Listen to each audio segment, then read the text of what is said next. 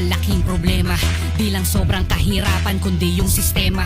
Kanya-kanyang girian, kanya-kanyang sisihan, na ang pinakaugat ay ang katiwalian. Basta nyo ang kalagayan ng ating kababayan, ng dami-daming hikaho sa buhay at kabuhayan, ng daming kriminalidad, kawalang katarungan sa tuwing bubuhos ang ulan, baha agad sa lansangan. Huwag nyo sanang kalimutan na kayo ang nilagay ng taong bayan para kayo po magsilbi nilang kamay. Subalit at bakit nagtatanong ka pansin-pansin ay sa halip na ginhaway, hirap sakit ang binibigyan. Na ang realidad, hayag na yan ngayon.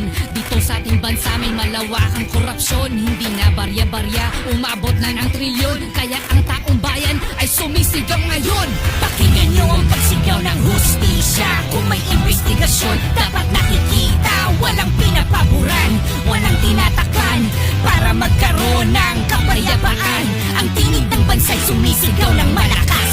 Dapat ay hindi pinipilipit ang batas. Ang dapat na gawin ay patupad ng patas upang makabangon ang Pilipinas. Kapag mayroong pagkilos, mayroong inaayos. Kapag mayroong proyekto, dapat tinatapos. Kapag may anomalya at ito ay naudlot, hindi dapat pagtakpan, mayroong dapat manabot. Taong bayan ay una, hindi sariling kapakanan. Kung mayroong naging hakbang, dapat nakikita yan. Hindi mabuting nakatago, naghihintay ang bawat Pilipino sa resulta ng pagdinig sa kaso. Buksan ang